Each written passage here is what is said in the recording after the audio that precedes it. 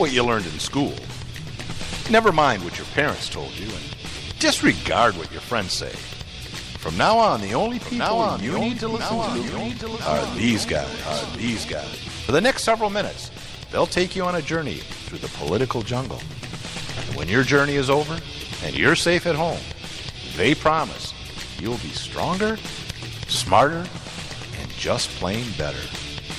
So buckle up, hang on to your ears, because your journey starts now. Let me assert my firm belief that the only thing we have to fear is fear itself. And welcome to At Odds. I'm Brian. And I'm Nate. Hey, it's been a while since we've done a live show. We've been busy. Yeah, it has. We have, with things like Thanksgiving, deer hunting, important stuff. I will tell you, Yes? I spent all of Thanksgiving Day at the store shopping. No. Yeah, the entire day. No. Is what I did. I got that's up. a shame. I got up at 7 a.m. Thanksgiving No, Day. I don't believe that. I went to Walmart, where the evil corporation that makes people work. Prices are I stupendous. shopped all day long, and all night, and all day Friday. What? I shopped for 2 days. You didn't straight. have I didn't. meal with your family? No. No, really? No, shopping was more important. I don't. Oh, you're being facetious. I did go out Black Friday, and I wanted to buy a doggy football jersey for my little Poochie. Cleveland Browns? No, not the Cleveland Browns. They had that. I wanted to get a Michigan State University. Who gets their dog a Cleveland Browns jersey? Nobody. I mean, really, who is Go Dogs! Who is a Cleveland Browns fan? They have none. Michigan? No, wait a anywhere. minute. Oh, come on. No, they do. Everybody in Ohio is a diehard Bengals fan. And don't Drew tell me, Carey don't is tell a me they're big not. Browns fan. Drew Carey wasn't a real person. You're saying I'm that making from it the up. It's show. Fictitious? Oh, jeez. Well, No. he is real, but on that show he wasn't real. Well, anyways, He played a fake man. I'm not gonna. I don't know. But I went to a couple of pet supply stores. I won't name them, but It was smart of you to go there. it was very. One would say pet smart. I don't know. And So is it Pet Smart or is it Pet Smart? it's pet. I don't Smart. know. And I asked my good friend Nathan Nephew, where can I get this thing? He said, go to Pet Smart. I said, Pet Smart? Or Oh, Pet no. Smart? You on the college team. You on the U of M. Not the Browns. I forgot. want You University. I wanted a the Michigan. Wolverines. Da, da, da, da, da, da. Michigan State Hail, Spartans. hail. No, that's victors. different. That's Hail different. to the victors. Okay, no, hail to the conquering heroes. Cut hail, your hail mic to off. Oh, all right. Anyways, they're playing for the Big Ten championship tomorrow night. Versus who? Ohio State. So that's going to be a good one, isn't it? That is going to be a It will good be one. good because we have viewers that are in Ohio. Go Buckeyes. Go Buckeyes, except for when they play the Ever. Spartans. But anyways, I'm sorry, we don't have any of those. There's going to be a riot somewhere. You know that, right? So- on Saturday. Either way, it turns out. I don't think so. Riot. No. College students are very polite. Especially at MSU. They don't- They've never been known to riot for They no don't reason. abuse alcohol in any way.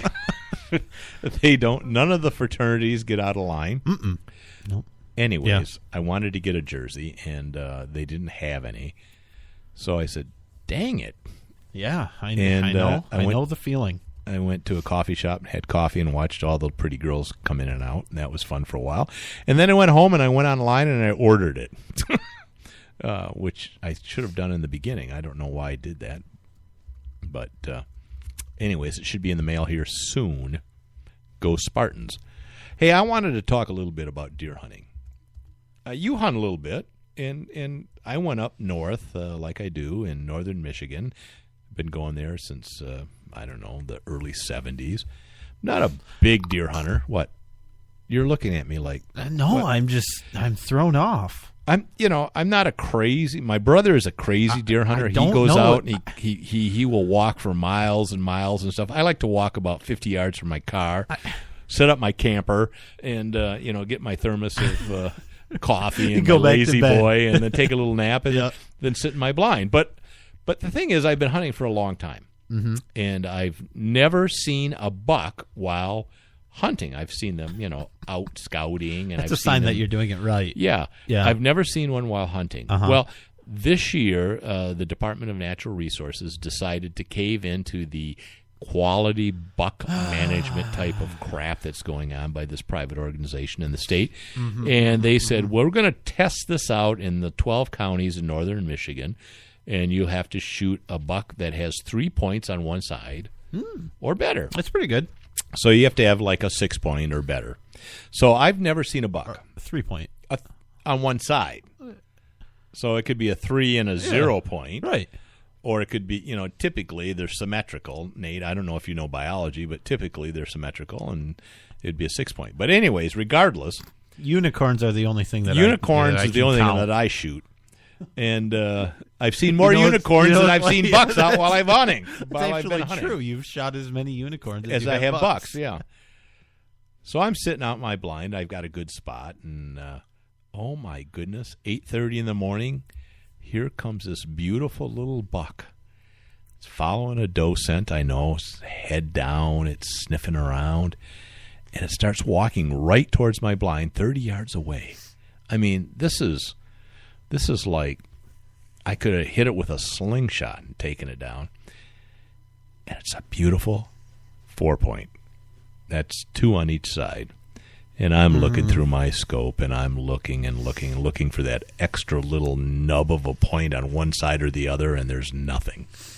So my point is, the only time I've had a chance to shoot a buck, I couldn't shoot it because of this new regulation. Yeah, and I'm sure the DNR is sorry that their regulations stopped you from having the best time possible. I could have had delicious venison. Yeah. The point is, because all regulations are made to make people's lives happy. Well, regulations are supposed to be made to benefit, the game as well as, the sportsman. And mostly just to... And in this case, this is nothing but vanity. In the face of freedom. This is basically is what you're saying. Exactly. I mean there should not be a regulation on that. And we can discuss that. I know you do. I know you want to. The thing is, not really. It's crap. There's no biological reason why I had to pass up that delicious venison because some little group of people have influenced the political aspect of the DNR to go for this quality game management. I'm not out to shoot quality bucks. I'm out to take a deer so I can have some venison that I want to eat. And brag about it. No, I don't brag about it. I've never bragged about it because I've never shot one. You would. But no, I would. Well, yeah, nah. I shot a spike horn. I wouldn't brag about it, but I would eat its delicious flesh, which is the purpose for me for hunting. Now, some people want to shoot big bucks, and that's fine and dandy. If they want to pass up the nice little fork, the little fork horn that I had to pass up, that's their prerogative. They have that right to do that. But they don't have the right to influence the state to come in and say, we want you to restrict everyone else so they have to shoot a 6 point or better. Okay. In the hopes that bigger bucks will come along next year. Be careful, because they do actually have the right to try to influence the state to do things. Oh, you're right. Okay, I misspoke. Much like you have the right to go influence the state to not implement that regulation. Piss and moan about it right now. And did you? No, so quit complaining.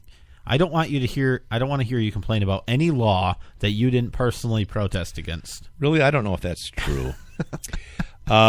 So anyways, that was my experience deer hunting. Yeah, it reminds me very much like... It reminds me of some conversations I've had with you about duck hunting and things. Ooh, I love to duck hunt. There's a 3-round maximum in your shotgun. Right. There's a federal law. Yeah, I know, and you always seem to support that one. I don't know that I support it anymore. I think you've convinced me. Yeah, I mean, what's the difference? They already have a limit on the number of ducks you can shoot. And I've researched that for this show. Actually, you say I don't do anything, but that's not true. I'm do still waiting for things. you to prove me wrong. Okay, well, I actually investigated why this 3-shot restriction was put on migratory birds. Not only ducks, but it's like snipe and woodcock and other birds that migrate through several states and Sure. even through different countries. The 3-shot restriction, that is, you cannot have more than 3 shotgun shells in your gun in order to hunt waterfowl. Why was that put into effect? I couldn't find nothing that justified Well, it was it. obviously so you could only shoot 3 ducks. I found ever. I found a lot of opinions on forums about why it wasn't implemented, but nothing from the feds. Yeah. And Because they don't have to have a reason. they don't. None of them played out or made any sense. Did you read the actual statute? Because I sometimes looked at some of the acts that didn't necessarily address the 3-shot okay. restriction. So no. So I didn't find anything. I tried. I looked. But the point is, during the 1900s, 1910, 1920s, there was a lot of people that were market hunting ducks, and they were shooting hundreds and hundreds of ducks, a week to supply a market on the East Coast for waterfowl. And so the numbers were decreasing. So they enacted a bunch of, in 36, 35, somewhere in the 30s, they enacted this migratory act for waterfowl and other protected species that would restrict certain things. You couldn't have a gun that was larger than a 10 gauge, and included was the 3-shot restriction, which is, all right. But right now, that doesn't make sense because we have good conservation. We have duck limits. You can't shoot more than a certain amount of ducks per day. So if a person has 5 rounds in their shotgun, which is typical for most shotguns, if I shoot my limit at one time with those 5 rounds, which is unlikely for me, Yeah, usually I need you about wouldn't even see a duck, probably. 50 rounds to shoot, a couple of ducks, then so be it. And you you load your shotgun with all 50 rounds. 50 rounds? You have a big clip that you put in your No, shotgun. I don't have that a holds clip. 50 shotgun shells. No. You're talking like some kind of Brady person. Oh. No. So the question is, and what you wanted to get in it is, should the federal government restrict No. the amount of? Was that a question? Yeah. Oh. Should they No. restrict the amount of rounds you can have in your shotgun if there is already a biological reason for a bag limit? No. Whether I shoot them in the first hour of hunting Hey. the whole day. No. See, the answer is no. Of course it No, is. no. The federal government really shouldn't have much of any role in game conservation. I mean, really. Well, what are they doing? I don't know about that. I mean, I think that okay, you're looking at your Constitution there again. Damn it. He always goes to the Constitution for the win. I'm looking for ducks and geese. The Constitution for the win. I don't see like ducks and geese. Oh, general welfare. That's right. And there you and- go. I'm going to go with that. inter- General welfare. and interstate commerce. Yeah. Because the ducks, They can fly They from fly. interstate. they fly. They do. Right. So there you go. I'm not opposed to setting up certain restrictions for hunting. Okay. To try to maintain a viable population of waterfowl. At some point, you're going to have to see that you're okay with some restrictions. It's fine. Some restrictions never stays some restrictions for conservation. That's the problem. On anything in this country. Yeah. Yeah, that's fine. It's not a big deal. It's not a hindrance now. It's just a tiny little law, and we need it. Okay, well, next year, when new people are elected, that law, well, we already have this little bit. Let's take another inch. Yeah. Okay, let's take a foot this time. Okay, now we're in charge of the entire health insurance market. And Yes, from ducks to health insurance. And here's the other thing. I mean, if you look at the private aspect of this, Ducks Unlimited, great organization, covers Mexico, the United States, and Canada. They have bought and done more good for waterfowl conservation than the federal government could ever do. And they're They're all privately funded. Oh, it's not It's not a government entity? No, it's not. It's a private interest that actually has a reason to conserve the they, wildlife? They work with farmers Really? and Really? land management people across 3 countries. Weird. And they've done more That just blows probably my to mind. Brian, help the waterfowl population. Who's going to build the roads? I don't know. Who will build the I don't roads, know. Brian? I don't know that answer. All right. Yeah, I want to move on now. Do ducks take the roads? I don't know. Sometimes they do. So I guess they don't. Hey, taxi! They put their little wing out there and their little thummy. They don't have That's a thumb. But they Donald have a Duck. wick. Yeah, That's Donald that you're talking about. I'm going to Florida. It's too cold here. Cabo, or Cabo, depending on how you forget where you're at. this. Too cold up here. Before we move on, Yeah. I want to mention that I'm feeling a little out of place because there wasn't. I don't know where we're at, and what? I don't know what bar and studio we're at today. I do want to tell you though, we are in South Africa. Really? It was a last minute flight. We had to change our plans Because we were going somewhere else. We had to head to South Africa now. Nelson Mandela, 95 years old, he died today. So that's kind of sad. I mean, it is, and we're for equal rights for all people across the world. Some are more equal than others, but everybody's equal. We're either equal or we're not. But some are more equal than others. But we will say this is November 5th. Oh, I didn't mean 2013. Oh, boy. And we're at this because we're talking about deer hunting. We're since you're listening to this show live right now, and you realize, boy, it's not November 5th. But somebody it's actually December 5th. Oh yeah, even better. Wow. Yeah, it's December. It's December 5th. The only thing you have right in that sentence is Thursday. I'm surprised I have that. Oh. Now, I will say, because of the topic, we are at the Stag and Hind Bar and Studio. There you go. That's horrible. It is. Did I really say November? Yeah, that's what's on my prep show. Yes, and I gotta, it is. I was talking to you about this before the show. I'm going to change You're that just right now. like the best news anchor there is. I read what's in front of me. Yeah, whatever it is, you'll read it. What do you think we've seen lately, and I think this is partially just a publicity stunt. December 5th. Amazon came out. They said, hey, look what we're going to do in the next 10 years. Wait a minute. We're going to deliver. The river, Amazon. We're going to deliver packages to your house with a drone within in 30 half an minutes. hour. Yeah. What do you think about that? Because we're going to have drones flying around with packages, potentially really nice packages like those meat packages. You get some sausage in there. Well, the thing is, if I'm in Nebraska and I order it from New York, I don't know how they're going to get it to me in 30 minutes. Okay, why would you order it from New York? See, what they have... just the opposite. New York would order it from Nebraska because Nebraska has good beef. Okay, these are fast drones. First of all... Wow. I don't know if you know this. I didn't know that. Some businesses that distribute goods have distribution centers. And so they'll have a warehouse in places where people order things. All over the country? All over the world. Huh. So even here in South Africa, we drove past the Amazon distribution center. We saw that. We saw it. They were packing packages. Drones flying all over the place. It looked like everywhere. locusts. And what did I do? I got my best shotgun, my best gun owner attitude, and I got my shotgun. Started out shooting and them down, and you shot got at it. prizes. Yeah, and got prizes. Ooh, an iPhone.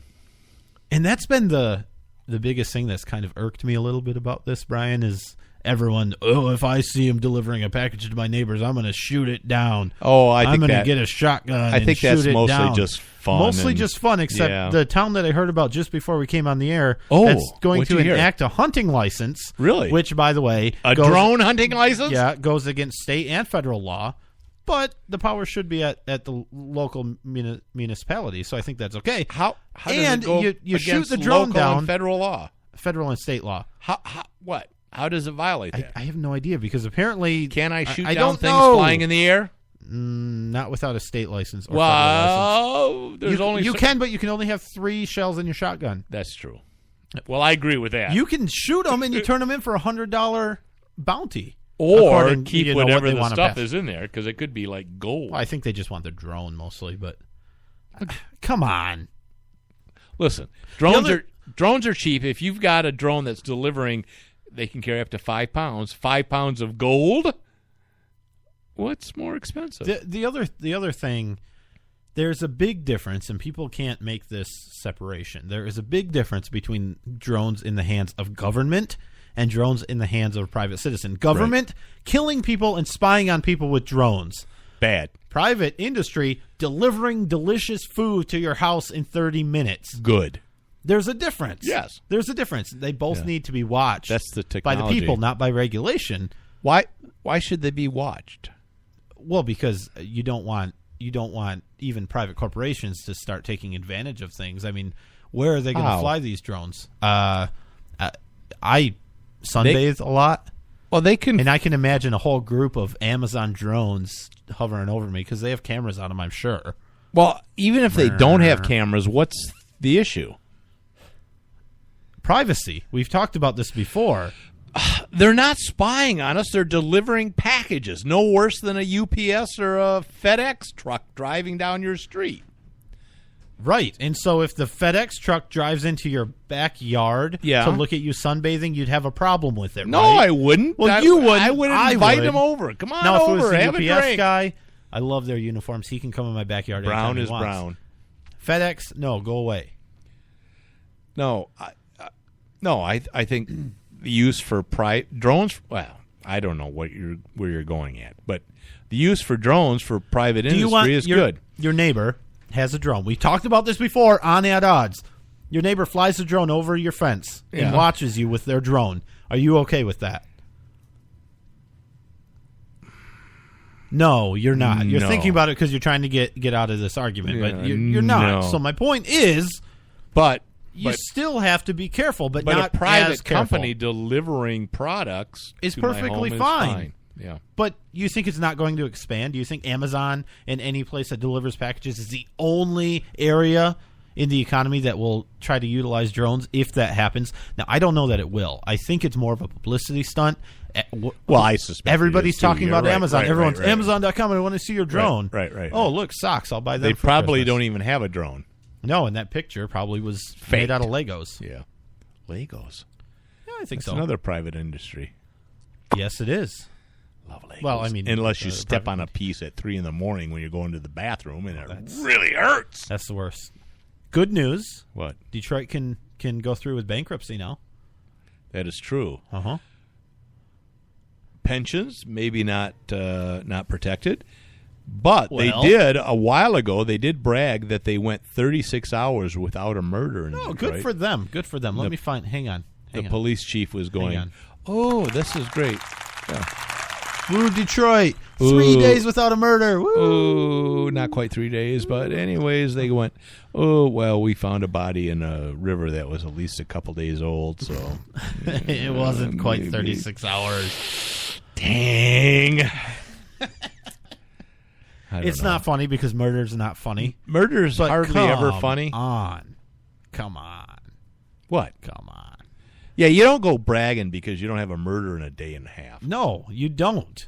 Well, you do, apparently. Well, apparently they do. That's how bad their PR is. They're trying to do anything to make them look good. To look good. The only thing they won't do is admit that electing over and over again these Democrats that run this crap into the ground are what caused the problem.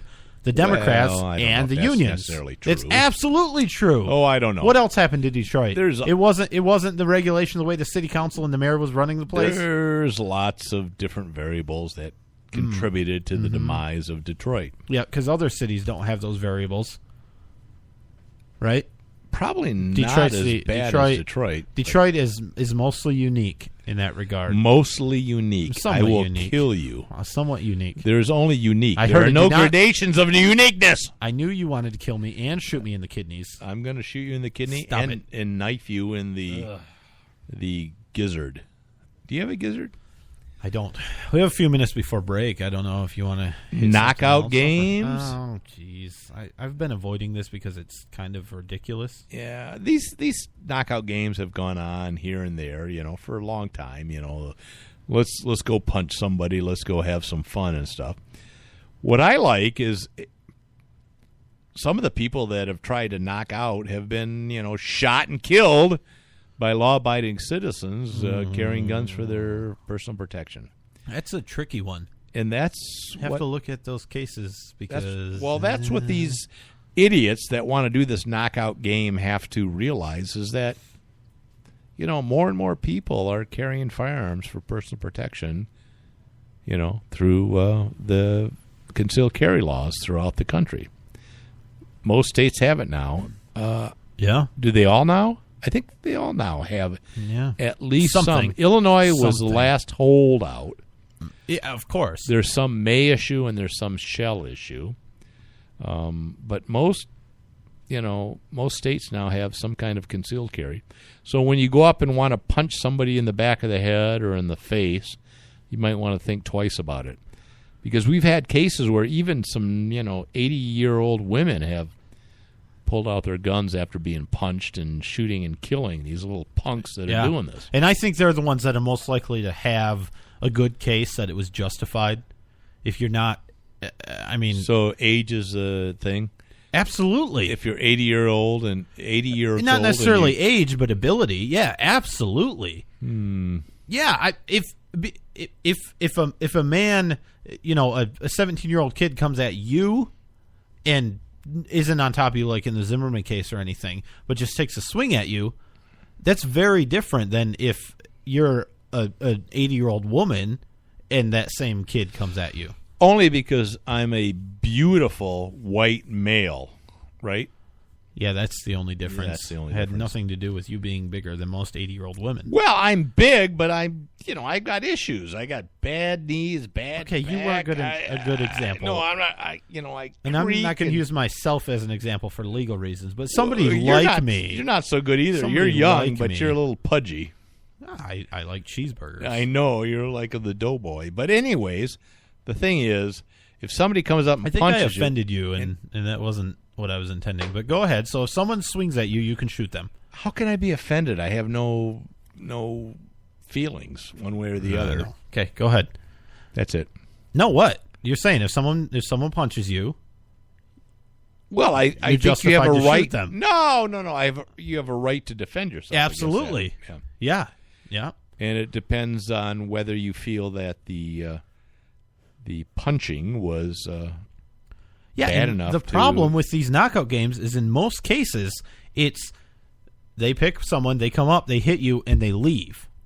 So when do you have the chance there to shoot them and be justified in doing so? But on the other hand, if you're punched so hard that you're semi-conscious or whatever, you don't know what their intentions are. You don't know whether they want to violate you sexually, whether they want to kill you, whether they want to rob you and commit a felony. Remember that we have a felon law that's common law throughout the country, generally, that you can use deadly force against, felons.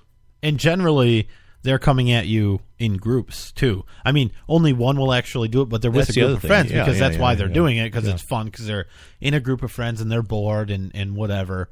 And whether it's racial or not, which who knows, but I mean, that's generally what it is. So when you have a group of people coming at you, that's very different than just one person coming at you as well. So there's a lot at stake, or a lot. Yeah. There's a lot of variables here.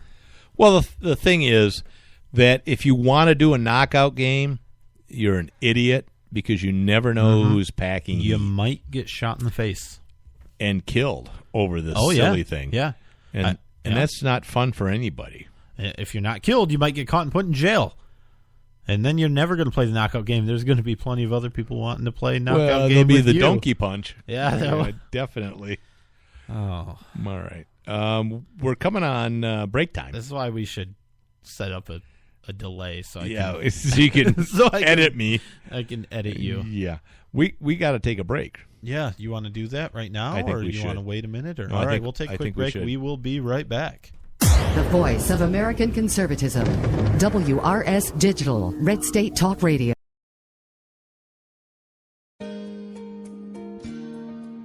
My Parents Open Carry, a pro-gun kids book from White Feather Press.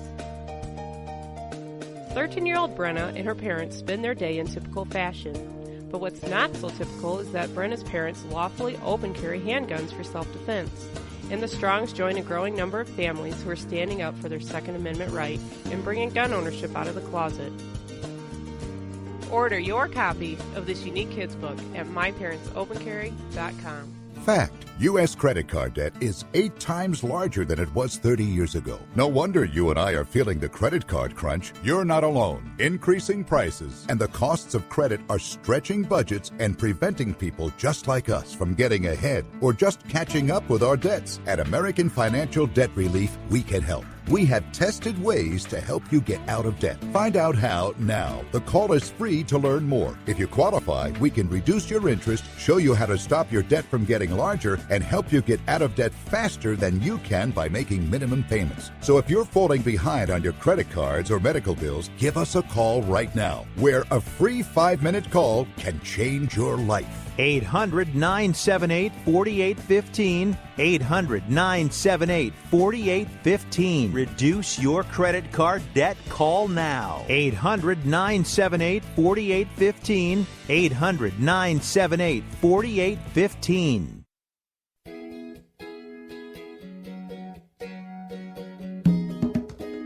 Hey, Nate, you like shooting at the range, right? Yeah, I do, but ammo can be expensive and really hard to find nowadays. Yeah, it sure can. I found a place where I can get reloaded ammo as well as reloading supplies for a great price. And the great thing is this place is small enough to give you great personal service, but they can handle any size order. Why haven't I heard of this place? You holding out on me? I am. No, not really. The thing is, this place is new and eager to win your business. The place is called Range Addicts, and they're located in Clio, Michigan, and their number is 810-686-3333. Range Addicts has most handgun reloads as well as a large selection of reloading supplies for rifles and shotguns, including hard-to-find primers and powder. They can help you with large quantities of rifle brass that is ready to load, which means lower prices. And they can get gun parts as well. And Range Addicts is a supporter of both open and concealed carry. So let me get this straight. It's called Range Addicts. They're located in Clio, Michigan at 1196 West Vienna Road. Correct. Their telephone number is 810-686-3333. Yep. And they're open Monday through Saturday. They open at 9 a.m., they close at 6 p.m., and on Sundays, 10 to 6. That's right. And the best part is if you mention our show at odds, they'll give you 15% off of any sale. And don't forget to like their Facebook page.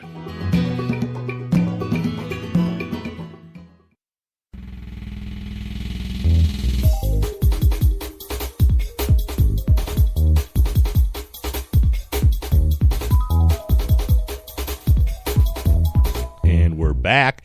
Hey, we've got Tom Lambert on the line. He's our guest tonight. He is the Deputy Director of the Southwest Coordinator for Michigan Open Carry Incorporated. We're going to talk a little bit about some of the proposed bills with the Michigan legislature about carving out certain exemptions for special people that allow them to carry in gun-free zones in the state of Michigan. I don't think Nate and I agree with that. I think, we either are equal or not. We're going to talk a little bit with Tom about that. Tom has also been fighting the city of Grand Rapids about their illegal ordinance that says you can't have guns in their parks and so on and so forth. And he's pointed out several times at council meetings that preemption prevails and the city of Grand Rapids cannot enact laws that restrict firearms. The state of Michigan has that prerogative. So tonight we're going to talk to Tom. Tom, how are you doing? Good. Hi, guys. How are you doing? Good. Good to have you. Hey, give us If I recall correctly, I think I'm taking over that fight from you, Brian. Am I not? The Grand Rapids? Well, I started several years ago a little bit about not only the parks, but also about their police department saying no weapons can be allowed in the police department. Mm-hmm. I fought with their chief of police and their city attorney. She called me a terrorist for wanting to carry guns in the police department. That's typical. And said, basically, sue us, you slimy son of a gun. So, yeah, I'm glad you're doing this, and I would love for us to be victorious in that regard. But right now we're going to... Go ahead. I've been attending the commission meetings over a year now, but we're trying. Yeah, and you're doing a great job. I love what you're doing. You're a great proponent for gun rights throughout the state. Right now, we have some bills that are going to try to carve out special exemptions for special people that will allow them to carry their firearms with their concealed pistol license in gun-free zones. And can you discuss a couple of those bills? And who sponsors them? There's 3 bills right now. Let's see. They are HB 4350, HB 4133, and HB 4134. They're sponsored by Representative Leonard, Representative Johnson, and Representative Foster. Tom Leonard? I believe those are all Republicans. Yeah, it's Anyways, go ahead. And effectively what these bills do is they allow certain groups of people to carry their firearm concealed in the list of places where you currently cannot conceal your firearms. It's better known as NCL 28.425.0. These groups range from retired federal law enforcement officers, which really can already do that, so that's more of a clarification of Michigan law, and that one's fine, but the rest of them go into corrections officers, retired corrections officers, prosecutors, and I think even retired prosecutors. And what it amounts to is essentially favoritism. They're allowing these groups to carry as they wish in these zones because really they're politically connected. I mean, let's look at prosecutors, for example. Is there any firearm training to become a prosecutor? Well, obviously, no, there isn't. Most prosecutors, or I shouldn't say most, but I would say some at least, probably haven't even touched a gun. And, well, if we're going to go after prosecutors, because they like to say, well, prosecutors are threatened by criminals, and that may be true, but to date, I have seen no data that suggests that prosecutors fall victim to crime at a rate greater than the general population. In fact, I'm pretty sure they fall victim to crime at a rate less than the general population. And while we're looking at prosecutors, if they're being threatened, well, why not public defenders? They're also threatened. Excuse me. They're also threatened. What about women that have restraining orders against their ex-husbands? What about husbands that have restraining orders against their ex-wives? But then when you look at, well, who's sponsoring the bills, and let's look at the committee, the Judiciary Committee in the House and the Senate. Well, a lot of these people are former prosecutors. So we kind of start to see this trend of who's connected to whom and who's pushing these bills and who's getting them through committee, and it's really just political favoritism. But it does get a little bit more complicated than that because we do have a Republican legislature, and the Republican legislature is generally pro-gun. And, of course, they're not going to push a bill that they think is anti-gun. So here's how the bill is being sold. The more people that carry their firearm, these bills, they say, will allow more people to carry because they don't like to open carry, so they'll carry concealed. And that may be true. And I do agree that the more people with firearms in these zones will make these zones safer. Completely agree with that. However, I believe that argument is a little bit short-sighted because the more people we carve out, the fewer people we have fighting for everyone else. Because the end game is to get everyone to be able to carry in these zones because a right is a right. It doesn't matter who you are. It doesn't matter if you're a prosecutor or a corrections officer. If it's a right and you're a citizen, it's your right. And we love to see this for everyone. So by exempting these classes of people, we now create or eliminate people from the pool that are fighting for everyone because really they don't have a stake in the game anymore as they got their exemption. So those are the big arguments on these bills and why Michigan Open Carry opposes these bills. Again, we respect the intentions, but the way it's being done and the end result, we just really don't agree with. In fact, Representative Johnson is even sponsoring some of our own bills. So we want to be careful that we're not necessarily demonizing sponsors of these bills, but we just disagree respectfully with the intention or with the practices behind them. Well, sure, and you can disagree respectfully, but I mean, to be successful, you need to stand on principle, and these bills aren't right. You're either equal or you're not. The whole animal farm thing of some are more equal than others. We can't start applying there. I think you answered that, but why does MOC think that this isn't a step in the right direction because we're allowing a few more people to carry in these places, and like you said, some's better than none. Is that essentially because you think it'll take those people out of the game, as you put it, that they're not going to be willing to fight for our rights anymore because they already have their special exemption?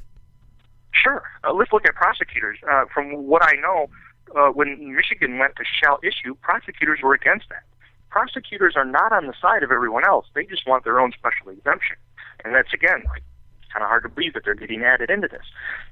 If we look at it literally, this is a small step in the right direction, but it's not a sure, hard step. It's, in my opinion, it's a step that will hurt more than it will help because it as you said, it eliminates people from the pool.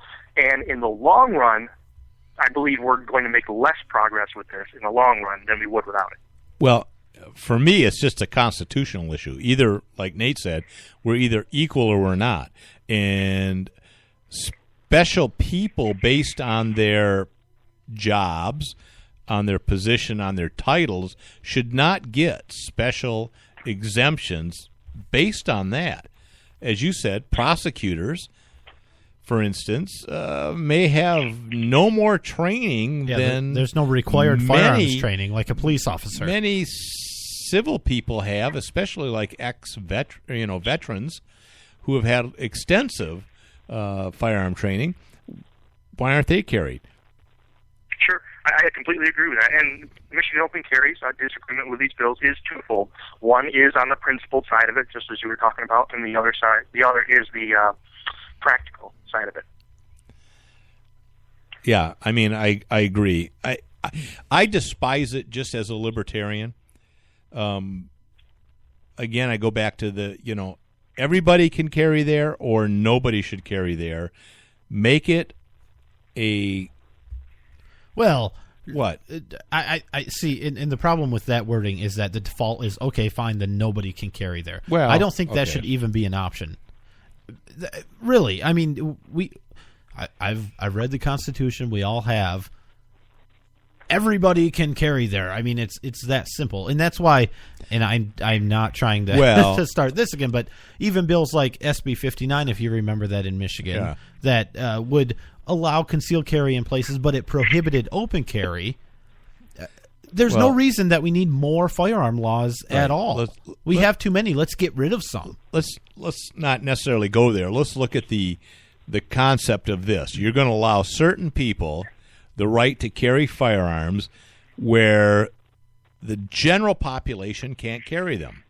That's wrong, and that's based just on their positions.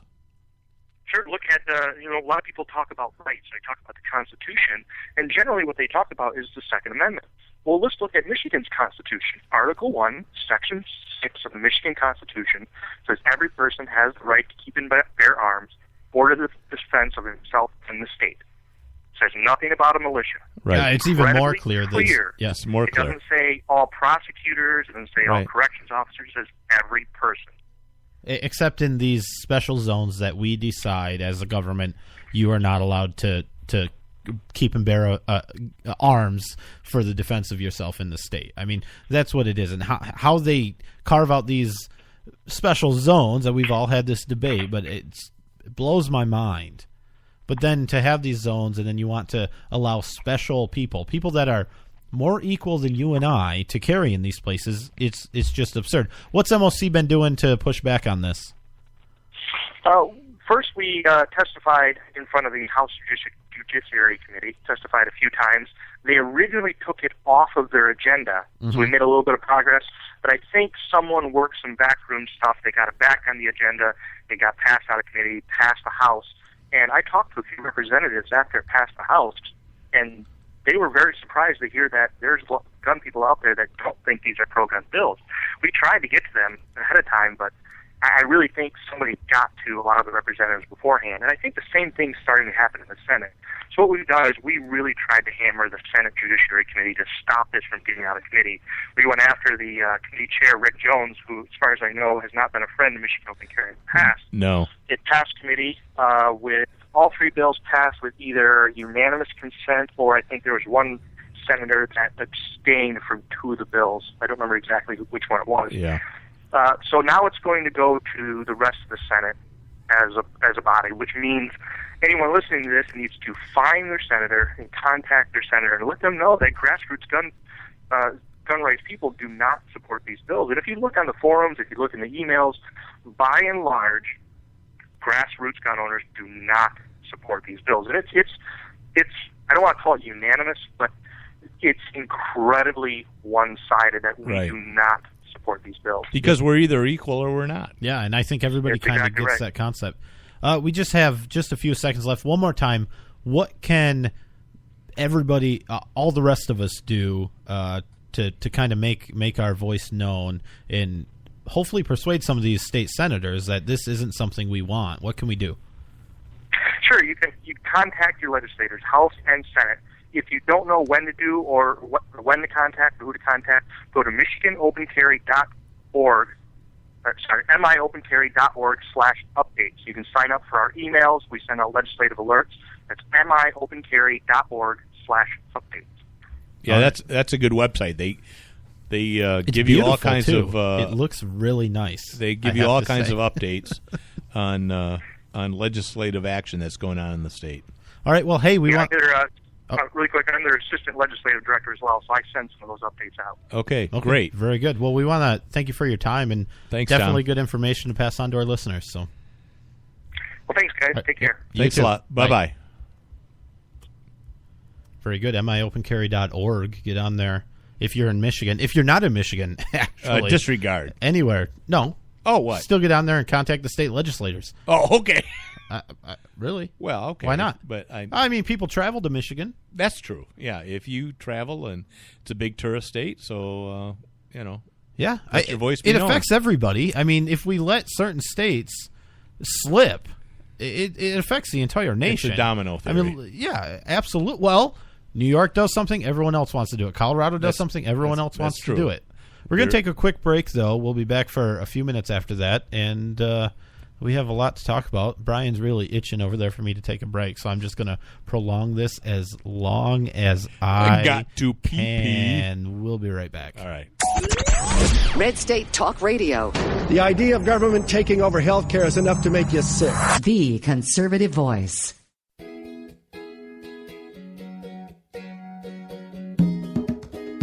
Hey, Nate, you like shooting at the range, right?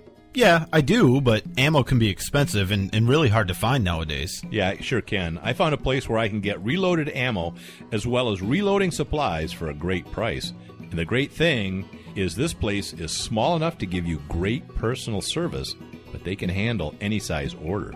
Why haven't I heard of this place? You holding out on me? I am. No, not really. The thing is, this place is new and eager to win your business. The place is called Range Addicts, and they're located in Clio, Michigan, and their number is 810-686-3333. Range Addicts has most handgun reloads as well as a large selection of reloading supplies for rifles and shotguns, including hard-to-find primers and powder. They can help you with large quantities of rifle brass that is ready to load, which means lower prices. And they can get gun parts as well. And Range Addicts is a supporter of both open and concealed carry. So let me get this straight. It's called Range Addicts. They're located in Clio, Michigan at 1196 West Vienna Road. Correct. Their telephone number is 810-686-3333. Yep. And they're open Monday through Saturday. They open at 9 a.m., they close at 6 p.m., and on Sundays, 10 to 6. That's right. And the best part is if you mention our show at odds, they'll give you 15% off of any sale. And don't forget to like their Facebook page. When it comes to TV, if you can't see the difference, why pay the difference? Switch to Dish for the best value in entertainment. Not only will you find the same channels you know and love for less, Dish sweetens the deal with free HD for life and premium movie channels free for 3 months, including Blockbuster at home. You can also save a bundle when you combine DishNet high-speed internet with your TV service. Why would you ever pay more for TV? Switch to Dish and see what real value is. Free HD for life, premium channels free for 3 months, scores of movies with Blockbuster at home, premium savings when you bundle DishNet high-speed internet service. Limited time offer, 24-month agreement with credit qualification required. Cancellation fee, auto pay, and paperless billing and other restrictions apply. Call for details. Call Dish Satellite, your Dish authorized retailer now. 800-507-9468. 800-507-9468. 800-507-9468. That's 800-507-9468. Red State Talk Radio. Why spend more than you have to on your life insurance? Did you know that term life insurance rates have fallen over 60% in the last 15 years? At the Life Insurance Quote Line, we monitor the rates, features, and financial strength of hundreds of life insurance products. For example, a healthy 40-year-old can protect his family with $500,000 of 10-year level term for less than $20 a month. Rates for women are even lower. And don't forget to ask us about the new term life policies that guarantee your money back even if you don't die. Since 1986, we've helped tens of thousands of people just like you save a fortune on their life insurance. Why not find out how much you can save? Write down this number and call today for your free quote. 1 5-minute call is all it takes. Call 800-610-3497. 800-610-3497. That's 800-610-3497. Rates, policy forms, and availability vary by state.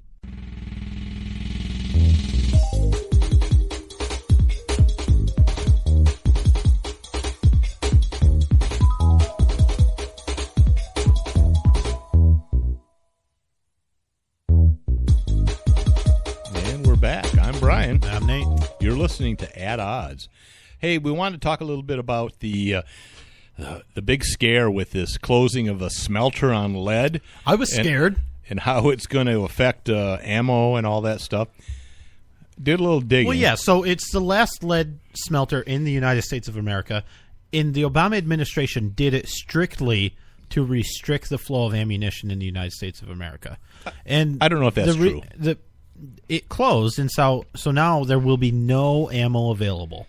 No, that's not true. What it is that company. What? Really? Yeah, that's what I've been hearing, though. Are we really going to be like the MSNBC here and be like, that's not true? That's not true. And that really? Yeah. Okay, go ahead. All right. And Obamacare is great. All right. They have an opening. They do. We should try to get Martin on that. Bashir resigned because he's a scumbag. Said somebody should poop in somebody's mouth. And that's Sarah Palin's mouth. Yeah, that's what he said, because he's a scumbag.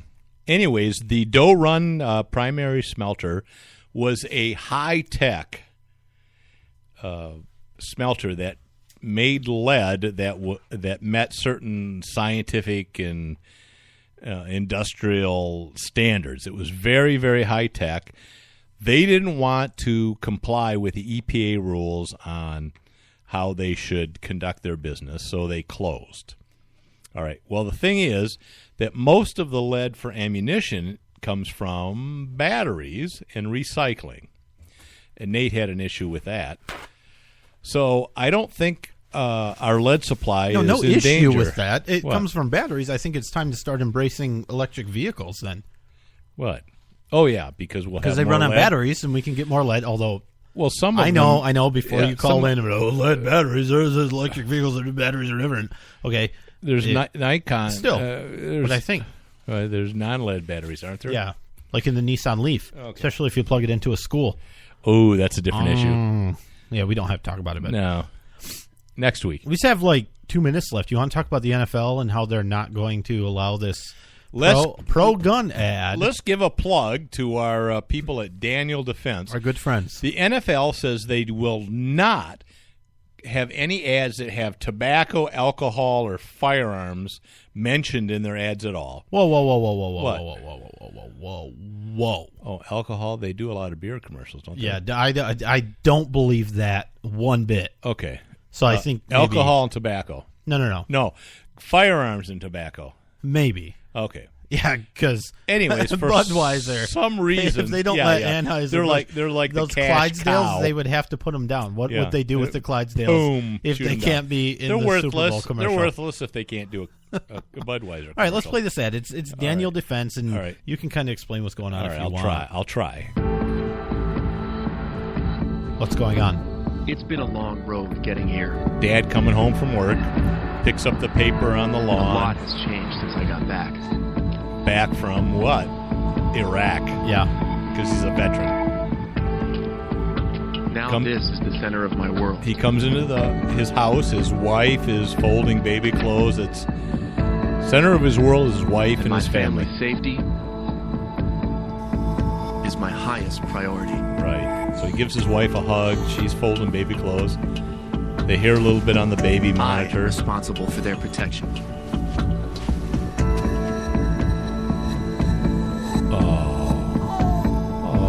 And baby no cooling. one has the right to tell me how to defend them. That's right. And they go into the baby's room, and there's the baby smiling. So I've chosen the most effective tool for the job. Daniel Defense. Defending your nation. Defending your home. And that's it.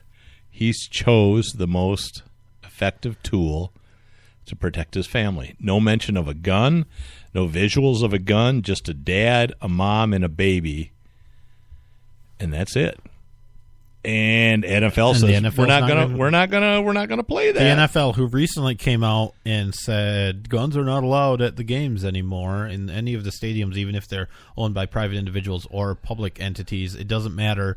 We're going to say we can restrict anything we want anywhere. Well, that's a whole argument, really. Because even in Ford Field, which is owned by an authority and run by an authority, which is a public and there was a entity, case recently.